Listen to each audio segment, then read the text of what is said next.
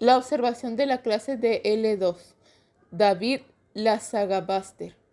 Este artículo tiene como finalidad presentar las ventajas que la observación en el aula de L2 puede reportar a la práctica docente de los profesores. Para ello, se invita al profesor a llevar a cabo su propia investigación en la acción, proceso que requiere una clara delimitación de los objetivos y la elección del instrumento de observación adecuado. Es por ello que se presentan técnicas de observación diferentes de mayor a menor complejidad para finalmente presentar las muy positivas reflexiones de profesores que se han visto inmersos en este tipo de proyectos. El objetivo último sería el de animar al profesor a embarcarse en proyectos similares, no solo porque representan una gran oportunidad de mejorar su enseñanza, sino también porque les ayudará a jugar un papel más relevante en el proceso de enseñanza-aprendizaje, del que indudablemente son parte involucrada e indispensable. Introducción. Este artículo pretende acercar a todos aquellos profesores que se dedican a la enseñanza de una L2, ya sea esta una lengua extranjera o una lengua minoritaria, como puede ser el euskara en el caso de la comunidad autónoma vasca, una serie de técnicas y reflexiones que pueden servirles de gran ayuda a su práctica docente diaria. El objetivo fundamental consistiría, por tanto, en invitar al lector a reflexionar sobre su trabajo, al tiempo que se le representan diversas técnicas de observación encaminadas a hacerle consciente de sus propias prácticas de enseñanza, así como de sus creencias al respecto. El enfoque a seguir se centraría en una descripción de lo que ocurre en la clase, en lugar de pontificar sobre cómo debería realizarse la enseñanza o sobre cuáles son las técnicas y métodos más adecuados. Es decir, se trata de un enfoque descriptivo y no de uno prescriptivo, puesto que tal y como señalan Gebhardt y Oprandi, 1999, existe muy poca evidencia de que un método concreto de enseñanza sea mejor que cualquier otro en todos los contextos.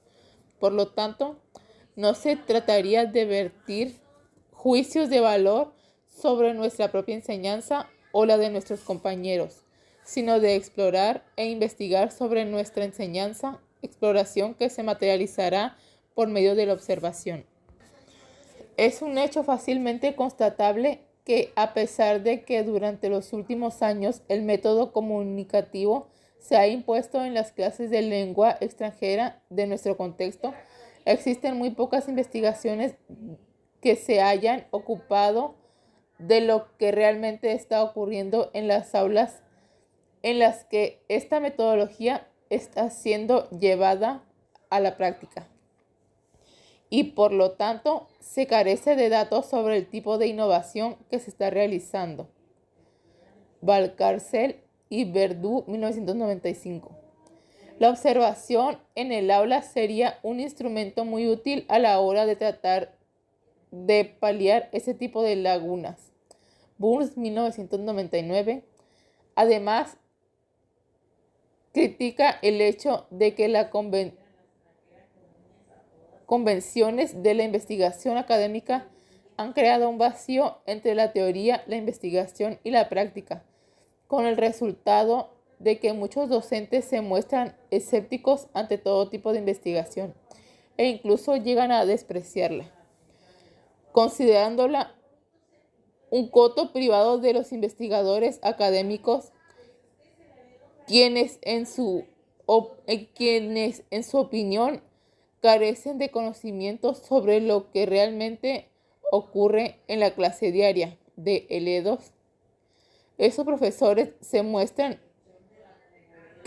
una actitud tan negativa hacia la investigación académica, encontrarán sin dudas más cercanas e interesantes las investigaciones en el aula.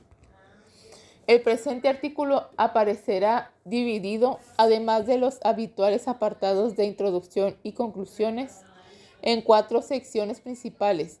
La primera de ellas consistirá en una serie de reflexiones sobre la práctica docente y su posible mejora por medio de la observación, así como en considerar cuáles son los motivos que nos pueden impulsar a embarcarnos en un proyecto de investigación a pequeña escala.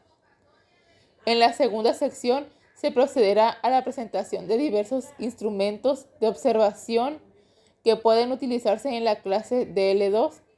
La tercera sección versará sobre ejemplos y opiniones de profesorado que se ha visto inmerso en este tipo de investigación, así como sobre los resultados obtenidos.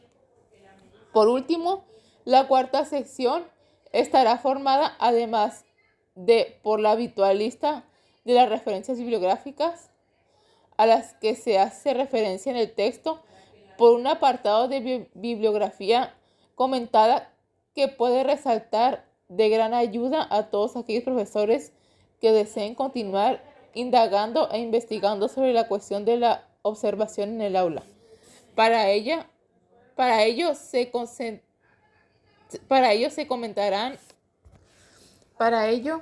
comentarán una serie de textos que se caracterizan tanto por su sencillez en la presentación como por estar basados en experiencias reales, lo cual, por un lado, facilitará su lectura y, por otro, produce una sensación de inmediatez y utilidad en el lector, ya que a diferencia de otros textos sobre la enseñanza de la L2, parten de un enfoque muy práctico y dejan de lado cuestiones teóricas que en ocasiones resultan de difícil comprensión y aplicación para el profesorado. Enseñanza y observación. La observación de la clase de L2 puede tener 4 objetivos fundamentales. Murphy, 1992. 1. Evaluar la enseñanza con el objetivo de determinar los puntos débiles del docente, lo que conducirá a una enseñanza más efectiva y de mayor calidad. El método más habitual consiste en que un profesor experimentado observe la práctica docente de un profesor más inexperto o en prácticas. Segundo, un segundo objetivo consiste en aprender el oficio por medio de la observación.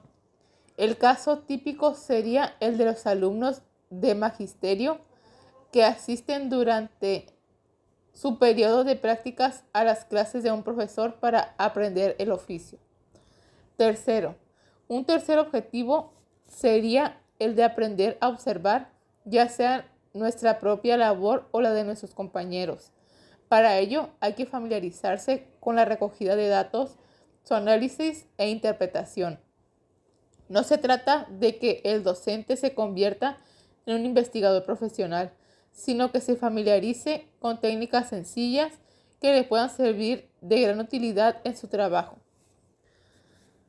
El último objetivo, que es el cuarto, sería el de observar para ser conscientes de nuestra propia labor diaria, de modo que nos percatemos, por ejemplo, de que nuestras creencias tienen gran influencia en nuestra enseñanza, o de que una cosa es lo que pensamos que hacemos en la clase y otra lo que realmente tiene lugar en ella. En este breve artículo trataremos de centrarnos en los últimos 2 objetivos. Para ello existen diferentes técnicas que nos permiten la recogida sistemática de datos y su posterior análisis por medio de la investigación en la acción. Traducción del término inglés Action Research de las doctoras Muñoz y Pérez, 1997. En la investigación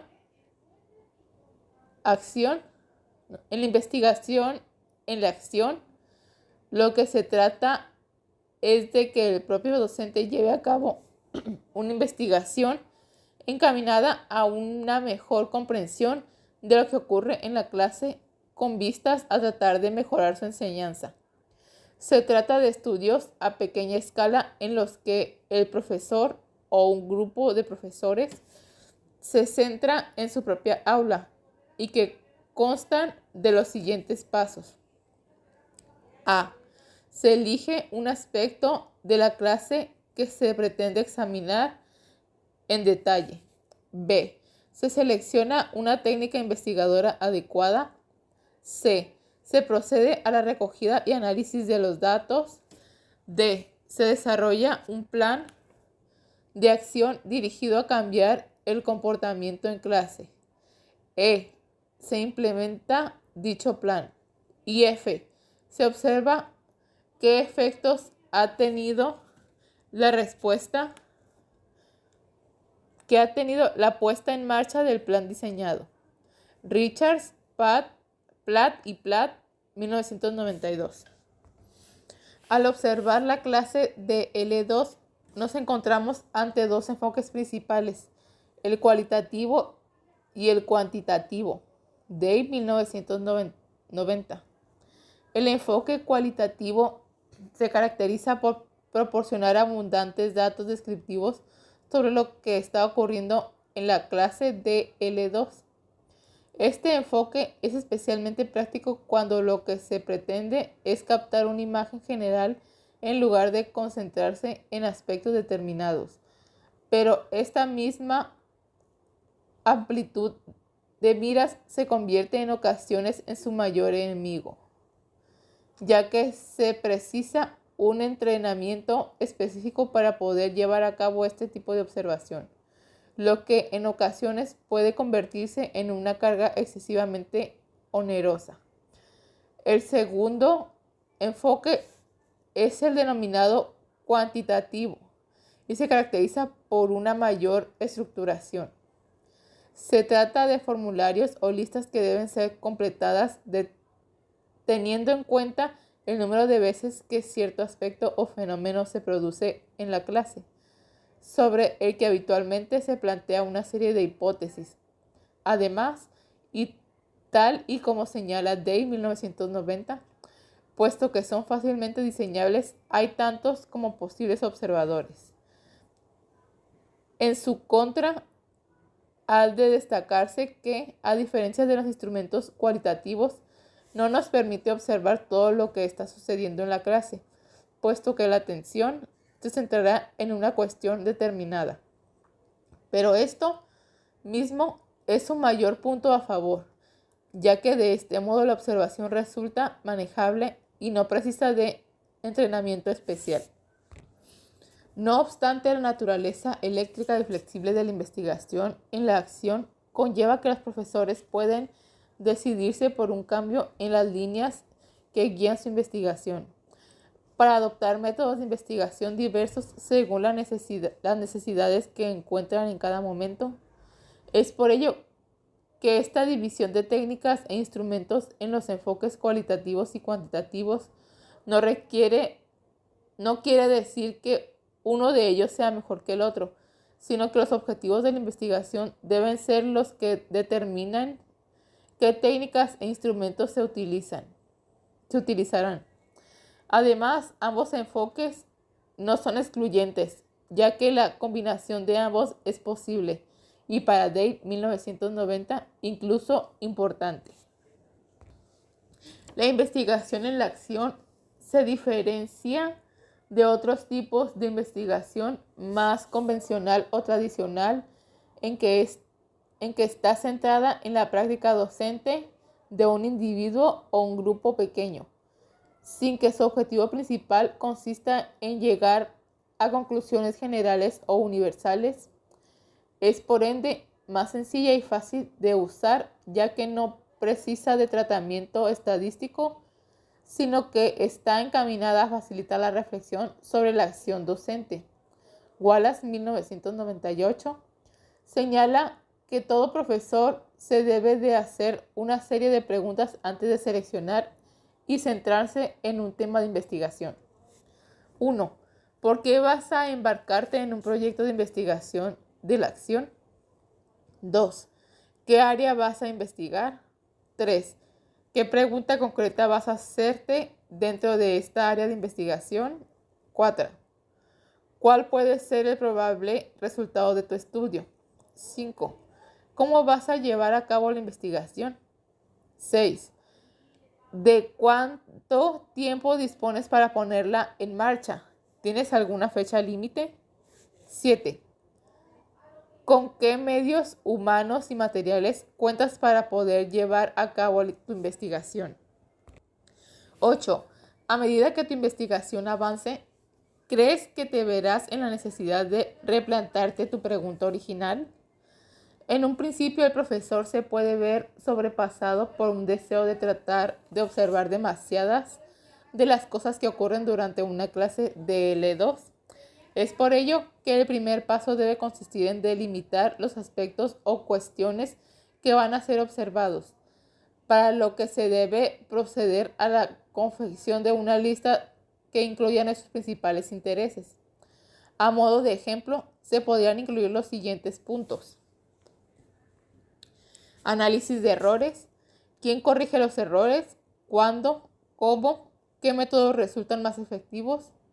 Véase James, 1998. ¿Cuánto tiempo deja el profesor entre su pregunta y la respuesta de los alumnos? ¿Qué papel juega el lenguaje no verbal en la clase de L2? ¿Cómo da instrucciones el profesor? ¿Entienden los alumnos dichas instrucciones? ¿Cómo se comienza y finaliza la clase? ¿Quién hace las preguntas y a quién van dirigidas? ¿Cuánto tiempo habla el profesor y cuánto los alumnos? ¿Cómo está dividido el espacio en la clase? ¿Por dónde se mueven los alumnos y el profesor? ¿Cuánto tiempo pasa el alumno trabajando individualmente, en parejas y en grupo? Una cuestión a considerar es que existen temas como por ejemplo la relación existente entre el estatus socioeconómico y sociocultural y el logro obtenido en la L2. Véase la saga Buster, 1998, que pueden resultar de gran interés, pero que tienen poco que ver con la investigación en la acción, ya que existen pocas o ninguna posibilidad de potencial mejora por medio de la observación. Por mucho que observemos, no cambiaremos el estatus socioeconómico de nuestro alumnado. Asimismo, es fundamental limitar el marco y el tiempo a invertir en la investigación. Se debe establecer un marco temporal realista y centrar la atención en una cuestión pequeña, al menos en los inicios, para que la tarea no se supere. Así nos ocuparemos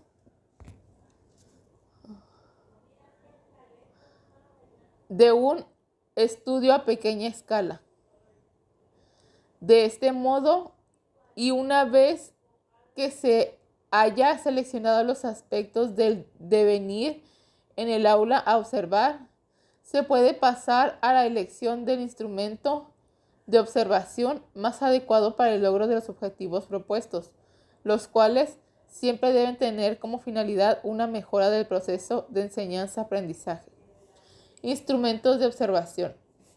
A pesar de que el origen de la investigación en el aula se remonta a las últimas décadas del siglo XIX, cuando educadores como John Dewey decidieron desafiar los principios que regían los métodos científicos de investigación y lograr cierta democratización por medio de la implicación de todos los sectores, especialmente el profesorado, inmersos en el sistema educativo. Burns, 1999, se puede aseverar que la investigación dentro del aula comienza a destacar en la década de los 50, pero que no es hasta la siguiente década cuando recibe un mayor espaldazo.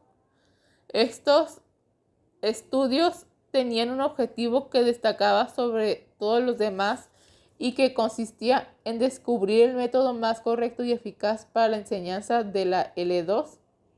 Sin embargo, no es hasta la década de los 70 y 80 cuando surgen los instrumentos más destacados y citados en la literatura sobre esta cuestión. Para un análisis más extenso de los mismos, véase Valcárcel y Verdú, 1995, entre los cuales vamos a hacer una somera referencia a los 6 que han ejercido una mayor influencia en este campo. El primero de ellos es el denominado FLINT, acrónimo creado a partir de la expresión Iglesia Foreign Language Interaction, creado por Moskowitz 1976 y que consta de 22 categorías, cuya doble finalidad sería la de, por un lado, tratar de descubrir qué constituye una buena enseñanza y, por otro, suministrar feedback o retroalimentación que resulte de utilidad en la formación de profesores. El siguiente instrumento es el diseñado por Fancelow 1977-1987 y conocido como Focus for Observing Communications Used in Settings, en el cual se pretende analizar lo acaecido en el aula desde una perspectiva global y objetiva. Aunque su creador destaca, Fancelow 1987, que también es válido para contextos lingüísticos que no se circunscriban a la enseñanza de lenguas. Para ello, Fancelow considera ineluctable la creación de una terminología sencilla que sirva de base común para hablar sobre las actividades lingüísticas, por lo que su instrumento consta de 5 categorías referentes a las diferentes características del acto comunicativo. A. ¿Quién comunica? B. ¿Cuál es el propósito de la comunicación? C. ¿Qué medios se usan para la comunicación?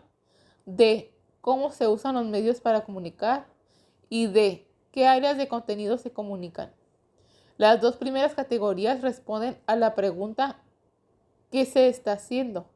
Y las 3 restantes a la pregunta ¿cómo se está haciendo?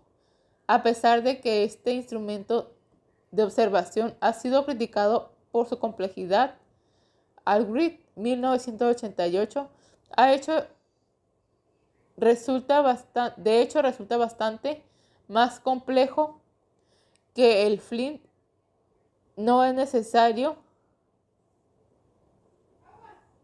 tratar de analizar todos los apartados en que Fancelow divide cada una de estas 5 categorías, de modo que su manejo y puesta en práctica no resulta tan compleja para el profesor y le permite centrarse y estudiar los aspectos de la interacción en el aula que son de su interés. Un tercer sistema es el propuesto por Neyman, Froelich, Stern y Todesco 1978, que, como ocurriera en el caso anterior, consta de 5 categorías: discurso pedagógico, modo, actividad, tema y claves. Tal y como señalan Valcárcel y Verdú 1995, el interés de estos investigadores reside en poder averiguar el tipo de información que puede suministrar el profesor al dar feedback tras los errores cometidos por los alumnos o cuando estos no responden. Para ello, aíslan el contenido de la instrucción en términos de fonología, sintaxis, léxico y destrezas. Los 2 siguientes instrumentos a los que vamos a hacer referencia fueron creados en Canadá en la década de los 80. El primero de ellos es el TALOS, Target Language Observation Scheme, creado por Ullman y Geva, 1984, y el segundo es el COLT, Communicative Orientation of Language Teaching, diseñado por Alien, Froelich y Spada, 1984. El TALOS forma parte de una serie de instrumentos creados para evaluar las clases de francés como lengua extranjera, serie que incluye cuestionarios dirigidos a los progenitores, profesorado y personal escolar, o análisis de materiales. El más citado en la literatura, junto con el focus de Fancelot, anteriormente revisado, es el COLT, el cual fue creado con la intención de analizar la relación existente entre la enseñanza de una L2 por medio de un programa comunicativo y los resultados obtenidos. El último de los instrumentos de la observación es el creado por Valcárcel y Verdu, 1995, para cuyo diseño las autoras partieron del esquema COLT, seleccionando aquellas categorías que eran más adecuadas a sus objetivos y añadiendo nuevas dimensiones que consideraron necesarias para su estudio. El esquema constaba de 11 categorías, tal y como se puede observar en la siguiente tabla. Tabla 1. Categorías del esquema de observación de Valcárcel y Verdu, 1995. Categorías o dimensiones generales. 1. Actividad. 1.1. Tiempo. 1.2. Tipo. 1.3. Estructuración. 1.4. Destrezas. 2. Longitud del texto, oral o escrito. 2.1. Mínimo. 2.2. Extendido. 3. Discurso. 3.1. Tópico. 3.2. Control tópico. 3.3. Control turno de palabra por parte del alumno. 3.4. Contexto. 4. Autenticidad del uso de lengua dentro de la actividad. 4.1. Baja. 4.2. Media. 4.3. Alta. 5. Grado de control de la actividad. 5.1. Alto. 5.2. Medio. 5.3. Bajo. 6. Relación a la lengua materna, L1. 6.1. Traducción. 6.2. Referencia. 7. Uso de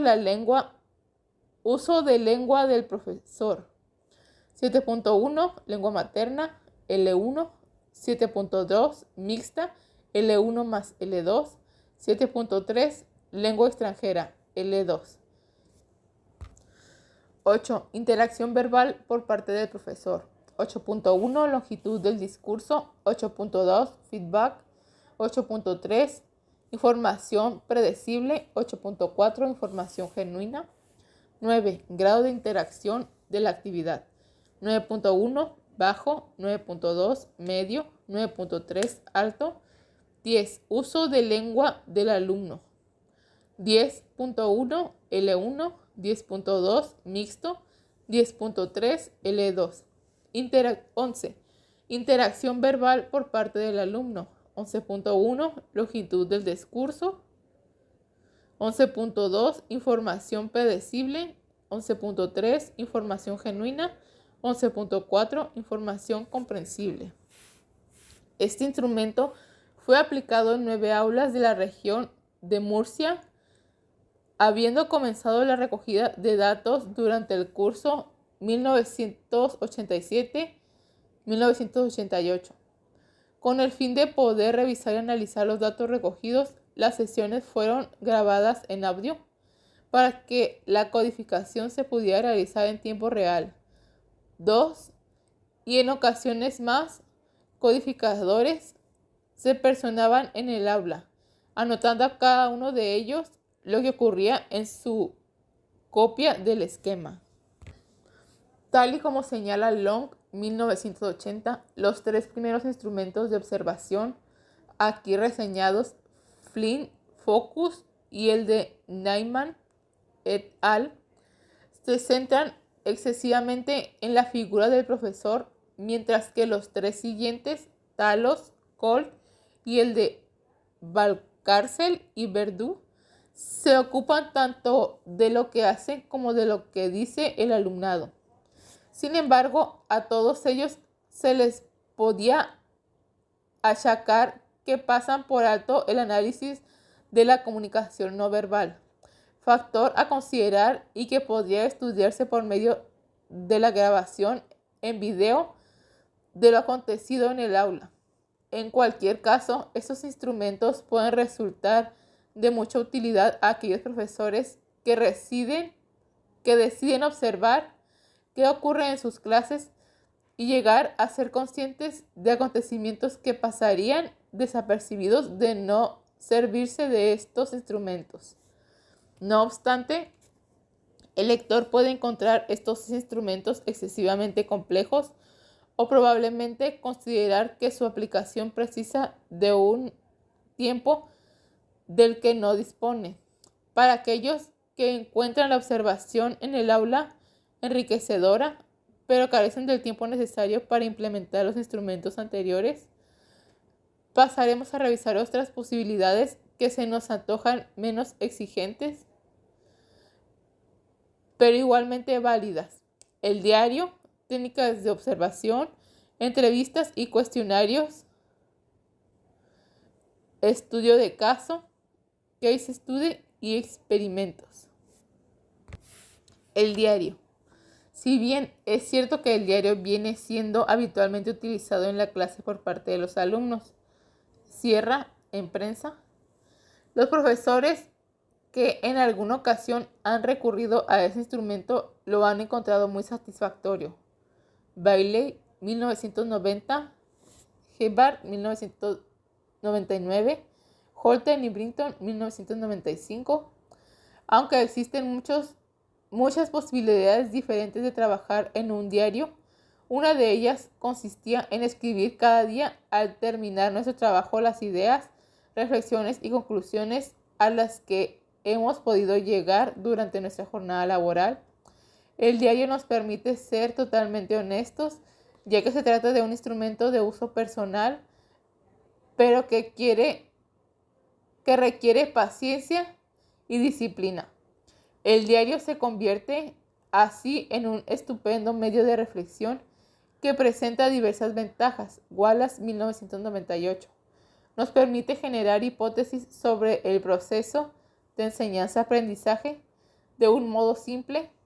Nos proporciona información de primera mano, no precisa de observadores externos que puedan influenciar el discurrir de la clase. Nos ofrece la posibilidad de recabar información continuamente y sobre todo fomenta la reflexión sobre nuestro trabajo diario. Además, nos ofrece la posibilidad de confrontar nuestras creencias con nuestra práctica docente. Gebhardt, 1999.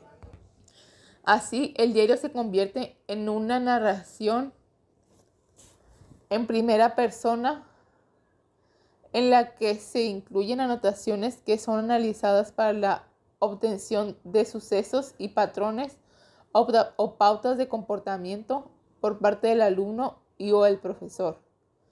Recurrentes, Bailey, 1990, distingue dos fases: la escritura de las anotaciones y el análisis de dichas anotaciones. Aunque el mero hecho de escribir un diario puede suponer una gran ayuda, no podemos hablar del diario como instrumento de observación per se hasta que se haya realizado el análisis. Aquellos lectores que se muestren interesados en el análisis cualitativo de los diarios pueden consultar los artículos de Bailey y Ochsner, 1983, y Matsumoto, 1987. Gebhardt, 1999, distingue entre el diario intrapersonal y el diario de diálogo. El primero lo escribe el profesor para sí mismo como medio de introspección, por lo que no existe la necesidad de ser excesivamente cuidadoso en su presentación y redacción. El segundo, sin embargo, difiere del anterior en que su objetivo es lograr ser conscientes de lo que sucede en la clase por medio de los comentarios realizados por formadores o colegas tras haber tenido acceso a nuestro diario, lo que se logra por medio de preguntas mutuas, reacciones a comentarios y por medio de diálogo sobre la enseñanza. Por último, podríamos señalar que el diario es un instrumento de observación muy práctico para aquellos profesores que por cuestiones personales excesiva timidez, nerviosismo ante la presencia de otra persona, observando en el aula, etc., se muestran reacias a ser observadas o supervisadas por un investigador profesional, profesor en prácticas o colega. Técnicas de observación. Mientras que en el caso anterior nos encontrábamos ante una técnica de mira hacia adentro, ahora nos ocuparemos de técnicas que miran hacia afuera, con el objetivo de observar lo que ocurre en el aula. Wallace, 1998. Es importante que se mantenga el espíritu de observación, es decir, no se pretende supervisar o inspeccionar con una finalidad prescriptiva. No se trata de evaluar al docente, sino de observar qué ocurre en la clase para beneficio de todas las personas inmersas en el proceso de enseñanza-aprendizaje. Para ello, se puede observar al profesor, al alumnado o al contexto, la distribución de la clase, uso de material de apoyo como el retroproyector, etc. Lo más habitual suele ser la grabación de la clase, bien en sistema audio o en sistema video, aunque también se puede realizar una observación en tiempo real por medio de la toma de notas, la grabación precisa de la transcripción, al menos de aquellos aspectos concretos que se desean analizar. Por ejemplo, el uso de la L1, actividad que en ocasiones puede requerir excesivo tiempo. Antes de comenzar a transcribir lo grabado, sería conveniente leer el capítulo 4 del volumen de Burns, 1999. Por ello, es recomendable hacer primero una breve grabación y ver qué tiempo se precisa para su transcripción, al tiempo que esa práctica nos puede ayudar a seleccionar los extractos que transcribiremos. Naturalmente, no es necesario transcribir todo lo grabado, aunque la observación en colaboración, es decir, un compañero puede ser el encargado de realizar la grabación y los comentarios sobre lo observado. Es una opción. También se nos ofrece la posibilidad de realizar esta labor individualmente y a posteriori, es decir, al estar grabando un soporte audio o video, analizando lo sucedido una vez finalizada la clase. De este modo, simples hojas de distribución de la clase nos permitirían comprobar qué alumnos son los que más participan. Si, por ejemplo, se da una tendencia a preguntar más a un género concreto, si la distribución espacial afecta a la participación, alumnos en un encuadre determinado de la clase que participan menos o inconscientemente no son invitados a hacerlo. ¿Qué proporción de uso de la L1 existe cuando trabajan en grupos? ¿Qué características tiene la L2 que utilizan? Errores fosilizados, grado de complejidad o precisión, etc. ¿Quiénes se muestran más activos o pasivos durante la realización de la tarea, etc.? Entrevistas y cuestionarios. En este caso, nos encontramos ante los instrumentos de fácil implementación, puesto que tan solo necesitamos que las personas entrevistadas se muestren dispuestas a participar. La principal diferencia estriba en la interpretación de los resultados, puesto que la entrevista, a no ser que se trate de una entrevista muy estructurada, nos aportará resultados que precisan un análisis cualitativo, mientras que el cuestionario es de más fácil interpretación, ya que los resultados son de tipo cuantitativo. Por ejemplo, una escala del 1 al 5 con respecto a una pregunta sobre si la atmósfera de la clase es la adecuada para el aprendizaje de la L2. Tal y como señala Wallace, 1998, debemos tener en cuenta el factor subjetivo, ya que pueden existir motivaciones o cuestiones personales que afecten las respuestas. Sin embargo, al tratarse de investigación en la acción, normalmente estaremos recabando información de personas que conocemos, bien nuestros alumnos o un colega, lo que nos permitirá ser más objetivos a la hora de interpretar los resultados. Asimismo, los cuestionarios o entrevistas deben venir precedidos de instrucciones claras, evitando cuestiones irrelevantes, espinosas o irritantes, y no ser excesivamente prolijos, ya que puede provocar hastío y la falta de interés del entrevistado. El cuestionario debe seguir una serie de requisitos. A. Debe tener un claro objetivo. B. Los resultados deben ser de sencilla interpretación. Por ello, hay que dar opciones claras y debe ser fácil de complementar. Y C. Para obtener una mayor finalidad debe ser anónimo. Por su parte, la entrevista puede ser o bien estructurada o semiestructurada. En el primer caso, el entrevistador tiene una serie de preguntas que normalmente leerá para que sean respondidas por el entrevistado. En el segundo caso, aunque el entrevistador tiene una clara idea en mente sobre lo que quiere investigar, permite que la entrevista discurra con naturalidad sin seguir un guión fijo. Es importante establecer un límite de tiempo para que la entrevista no se prolongue en exceso y se mantenga dentro de unos parámetros controlables.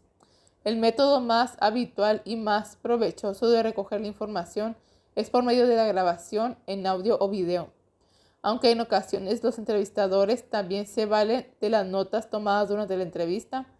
En resumen, podemos concluir que el cuestionario se utiliza cuando deseamos contar con una muestra amplia y datos más generales, mientras que la entrevista es más adecuada cuando la muestra es más reducida, un sujeto o un grupo reducido, y deseamos obtener información más detallada.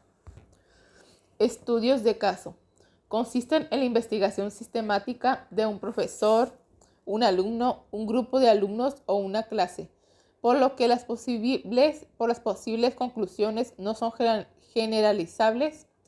Se trata de estudios en los que el profesor está interesado en su clase, sus alumnos o su enseñanza. Al tratarse de una elección del profesor, su estudio se presenta más llevadero, ya que no precisa la colaboración de un colega, aunque también puede resultar de gran utilidad en el caso de que varios profesores decidan, por ejemplo, realizar un seguimiento de alumnos excesivamente tímidos en su clase y tratar de llegar a conclusiones en común sobre cómo se puede fomentar su participación en las actividades o ayudarles en el desarrollo de la destreza de producción oral, hacia la que habitualmente se muestran reluctantes. O si un profesor decide analizar las causas que han producido el fracaso de un alumno en particular en los exámenes de final de trimestre, cuando durante las clases participa, muestra interés y parece dominar la materia. Lo cierto es que el estudio de caso nos podemos valer de las técnicas anteriormente citadas: diario, cuestionarios y entrevistas o técnicas de observación, dependiendo de la naturaleza concreta del estudio en cuestión. La cuestión más importante es que se debe tener muy en cuenta las características concretas del estudio de caso si pretendemos dar cuenta de él a otras personas o en foro académico.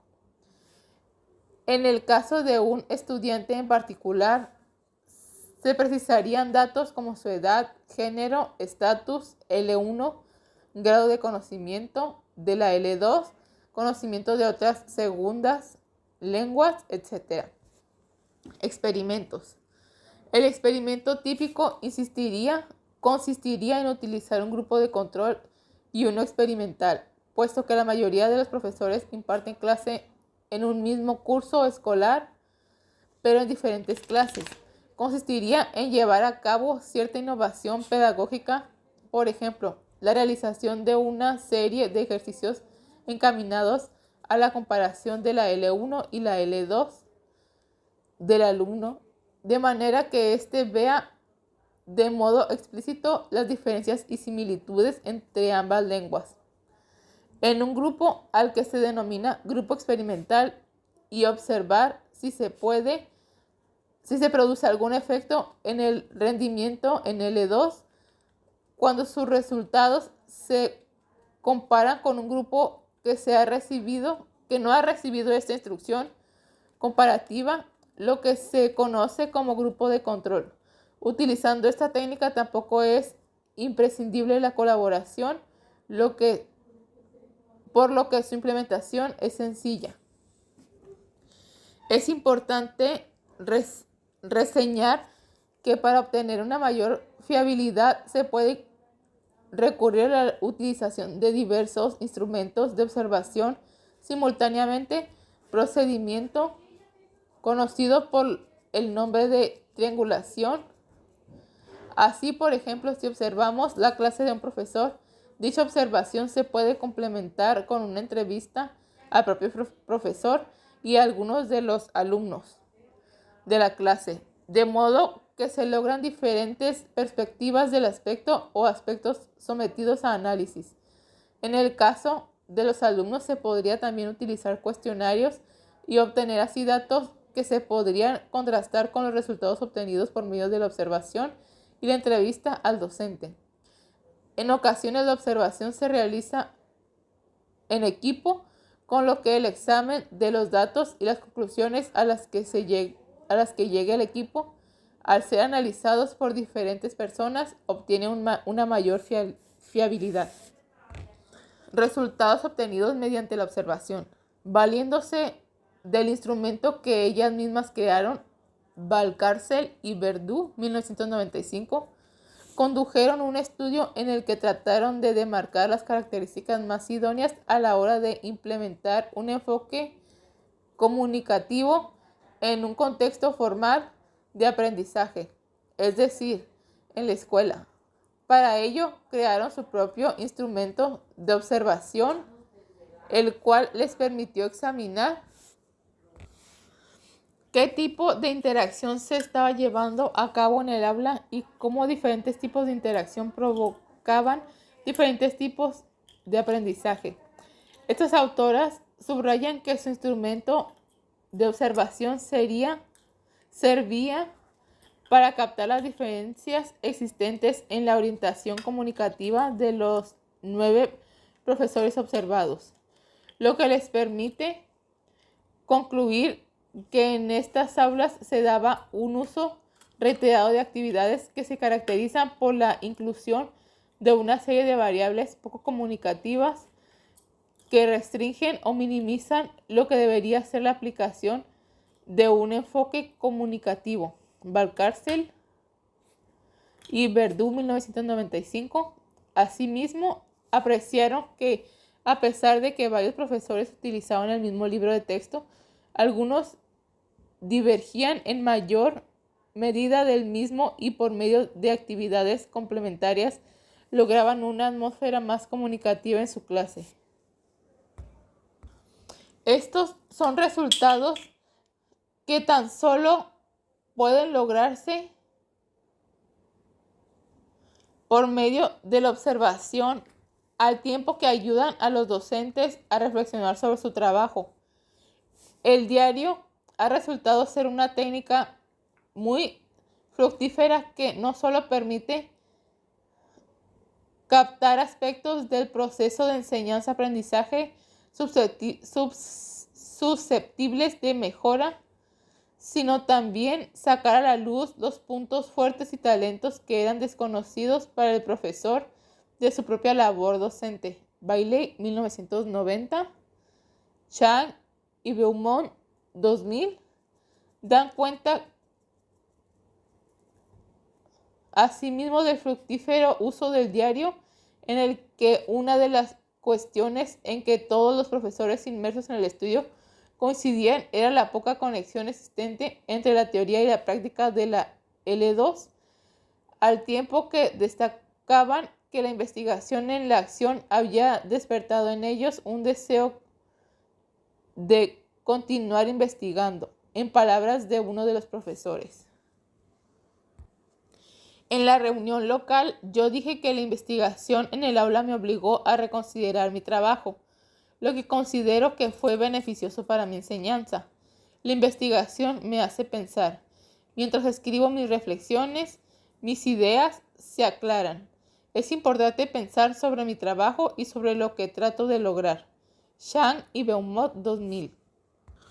Todos los profesores destacaban igualmente la importancia de la colaboración con un investigador que colaborase y no dictase lo que debía hacerse, así como los intercambios de opiniones entre profesores inmersos en dicho estudio. El diario también ha llegado a ser utilizado por profesores que se encontraban aprendiendo una lengua extranjera, chino mandarín, con el objetivo de llevar a cabo sus reflexiones desde el punto de vista del aprendiz de una L2. Lowy, 1987. Los profesores reflexionaron sobre el papel de las alabanzas, la gramática, la repetición, la revisión y la enseñanza comunicativa, el tiempo que coincidían en destacar que el uso del diario les había resultado de una gran utilidad como instrumento de reflexión sobre su trabajo. Otras publicaciones interesantes por parte de aquellos que se han servido de este instrumento son las de Holten y Brinton, 1995, McDonough, 1994, Carville, 1992, Richards y Hoff, 1998, así como el interesante y clasificador capítulo de Gebhardt, 1999. Por su parte, las entrevistas nos permiten obtener información sobre cuestiones que no pueden ser analizadas por medio de las técnicas. Así, por ejemplo, Pearson, 1988, describe cómo por medio de entrevistas pudo tener conocimiento de las estrategias de aprendizaje utilizadas por estudiantes de inglés como el E2 y percatarse de las complejas relaciones existentes entre factores personales y diferentes aproximaciones a la L2. La autora concluye que no hay solo que enseñar lengua, sino también enseñar a aprender. Estas son necesidades que nuestros alumnos pueden tener, pero que en ocasiones no quedan patentes hasta que se utiliza alguna técnica de observación que nos permite descubrirlas. Por medio de estudios de casos se ha llegado a observar las razones que conducían a que no hubiera entendimiento entre lo que el profesor deseaba realizar y lo que los alumnos entendían, incluso cuando se utilizaban instrucciones muy sencillas. Kumaravadivelu, 1991, o el caso de un docente que tras asistir como alumno a las clases de griego como lengua extranjera, reflexionó sobre su trabajo y llegó a concluir que había aprendido más que entendiendo a conferencias y congresos, particularmente en relación al valor de la práctica de la escritura creativa en griego, que a continuación puso en práctica en sus clases de inglés. Ransdell, 1993. Sittler y Tessel, 1999, presentan un ejemplo práctico de investigación en la acción en el que se sigue el siguiente esquema. Primero, planteamiento de un problema. Segundo, búsqueda de información. Tercero, diseño del plan de acción. Cuarto, puesta en práctica del plan. Quinto, observación de la acción. Y sexto, reflexión sobre los resultados obtenidos. Esta profesora da cuenta de cómo para mejorar la interacción con sus alumnos decidió en primer lugar asistir como observadora a la clase de dos colegas con más experiencia que accedieron a contar con su presencia. Y en segundo lugar procedió a grabar sus propias clases. De los profesores observó la importancia de utilizar los nombres propios de los alumnos y del lenguaje no verbal, Asimismo, ambos profesores recurrían constantemente a la pizarra para resolver las dudas relacionadas con el vocabulario. A continuación grabó una de sus clases y tras analizar el video, decidió tomar en cuenta 3 cuestiones. A. Hablar ella menos y dar más opciones a sus alumnos. B. Utilizar más referentes visuales tales como la pizarra, gestos y papeles de colores. Y C. Llamar a los estudiantes por su nombre de pila. Para continuar con su plan, Sittler volvió a grabar varias de sus clases durante un periodo de 10 semanas, para después examinar las cintas prestando especial atención a los 3 aspectos anteriores señalados. Sittler destaca que este pequeño proyecto de investigación le hizo plantearse el porqué de sus alumnos en un principio no respondieran a sus preguntas. Para concluir con su propia experiencia de principio, no respondieran a sus preguntas. Para concluir de su propia experiencia de aprendizaje, había seguido un modelo de clase centrada en el profesor, modelo que inconscientemente ella utilizaba. Después de observar a sus colegas y grabar algunas de sus clases, esta docente reflexionó sobre sus metodologías y logró mejores resultados con una serie de pequeños cambios. Sittler destaca igualmente que para llevar a cabo este tipo de estudios no se precisa ser un investigador experimentado, sino que solo se requiere curiosidad e interés en mejorar, al tiempo que anima a los lectores a embarcarse en este tipo de estudios que ella continúa realizando a pequeña escala en sus clases.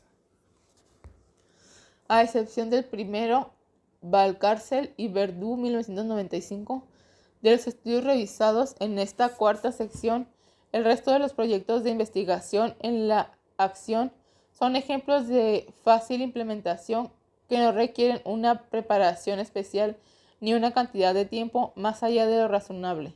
Estos ejemplos muestran fehacientemente que este tipo de investigación es factible y sobre todo produce resultados tangibles al tiempo que ayudan a mejorar la labor del docente.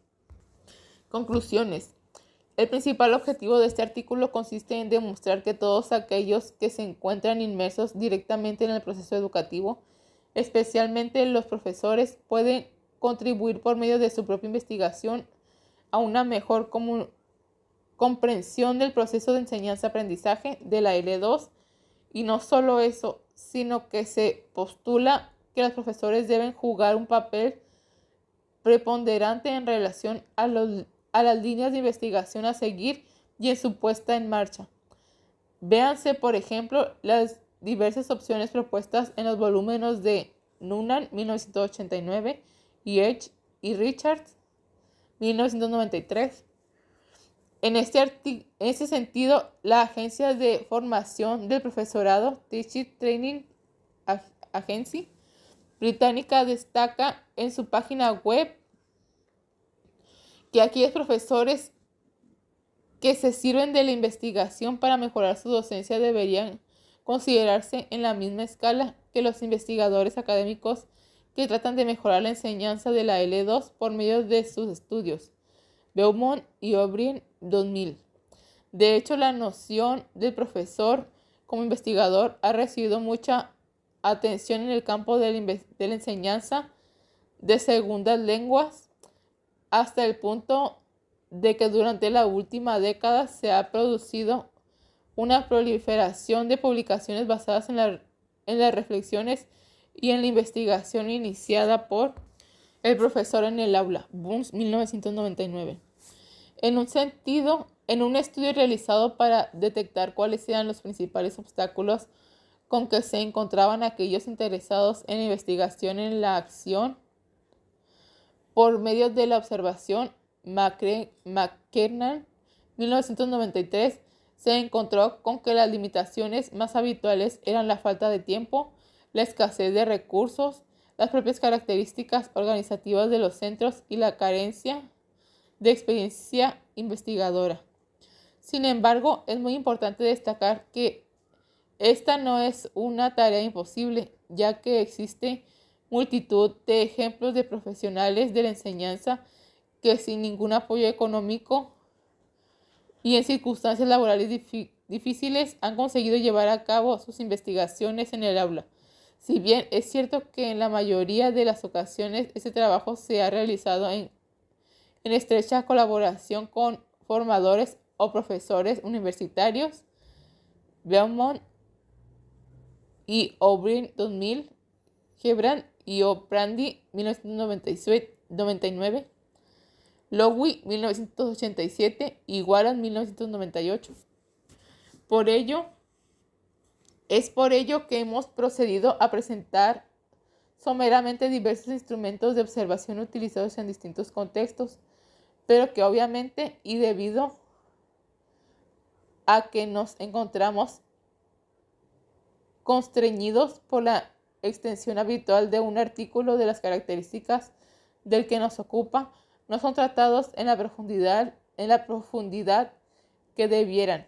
La finalidad es así la de dar a conocer esos instrumentos y ofrecer un apoyo bibliográfico a todos aquellos interesados en esta cuestión para que cuenten con un punto de partida, básicamente una bibliografía a mano a la que poder recurrir para poder comenzar sus propios proyectos de investigación en la acción.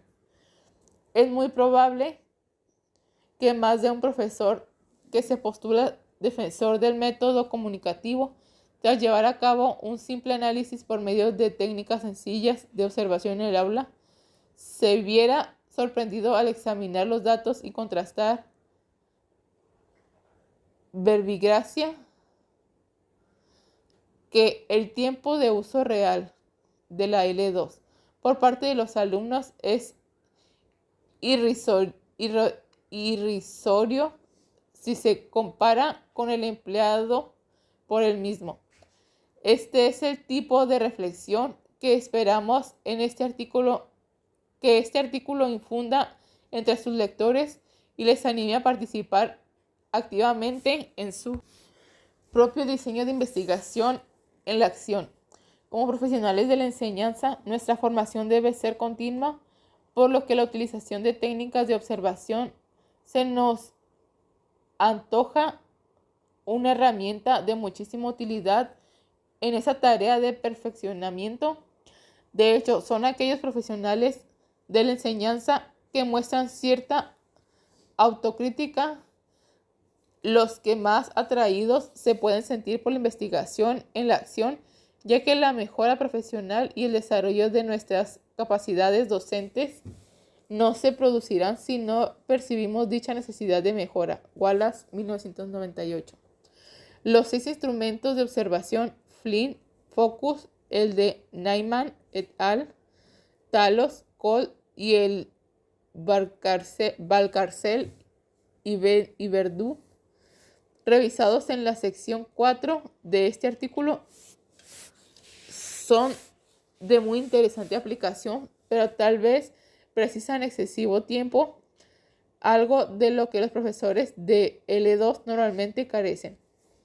No obstante, el profesorado más entusiasta se sentirá inmediatamente atraído por las posibilidades que esta opción conlleva, mientras que aquellos que prefieran comenzar por un estudio más sencillo o que carecen de tiempo para su puesta en práctica, se pueden valer de instrumentos como el diario, el estudio de caso o los cuestionarios, ya que esos son de más fácil aplicación.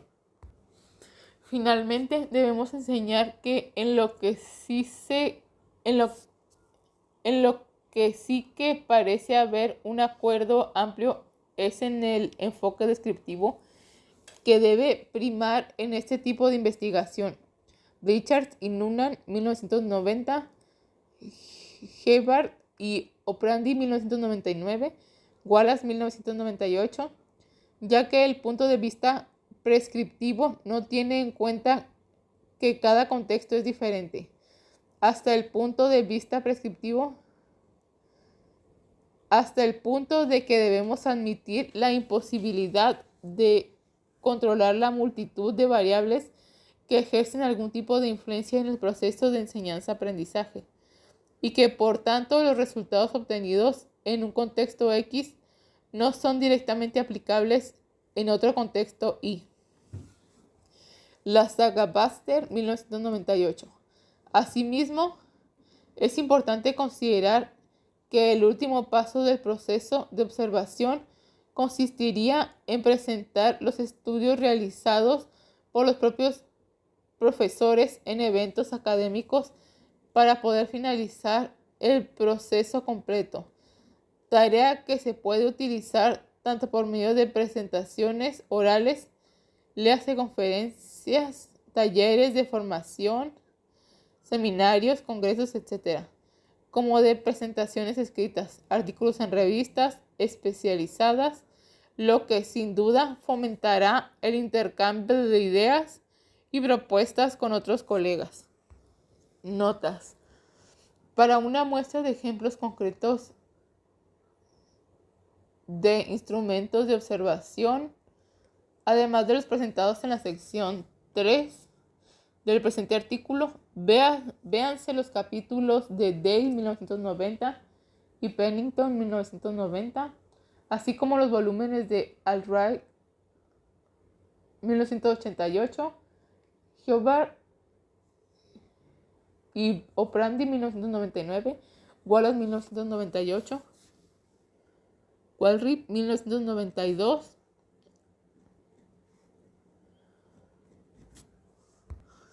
Bibliografía comentada.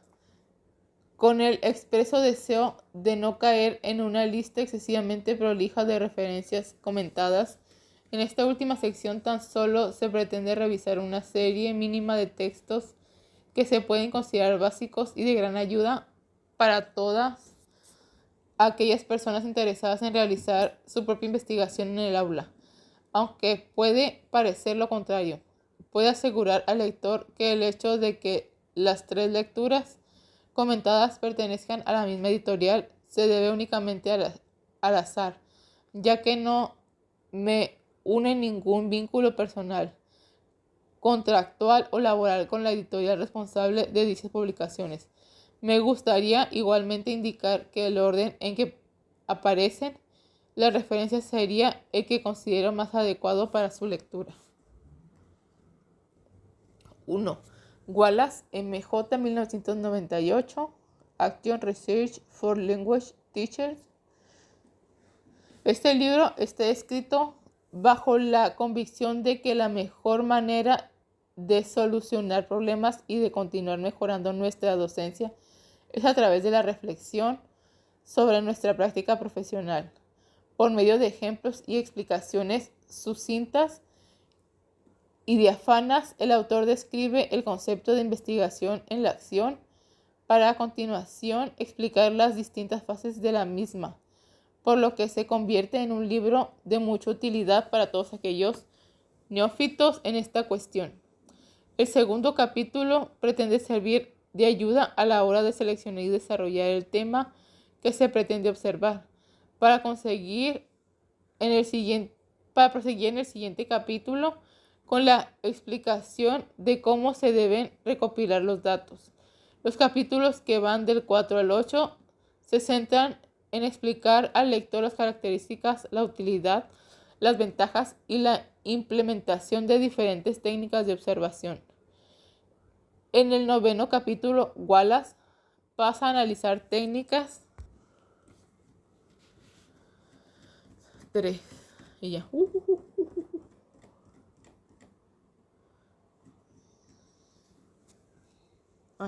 Por una sensación de estar colaborando en la mejora de sus clases por medio de algo más que la rutinaria docencia. Lubels K. D. y Matthews M. 1997. Esta publicación consta de un libro y 4 videos en los que se puede observar lo que acontece en clases que van desde alumnos de 11 años hasta adultos, tanto de centros privados como públicos de diferentes países, aunque está dirigido a formadores de profesores, puede igualmente ser utilizado por profesores en activo. Los videos consisten en la grabación de clases auténticas y contienen además reflexiones por parte de los docentes tanto sobre la enseñanza en general como sobre la clase grabada en particular. En la última cinta incluso aparecen varios alumnos aportando sus propias reflexiones. El librillo que acompaña las cintas contiene materiales para utilizar con cada una de las grabaciones.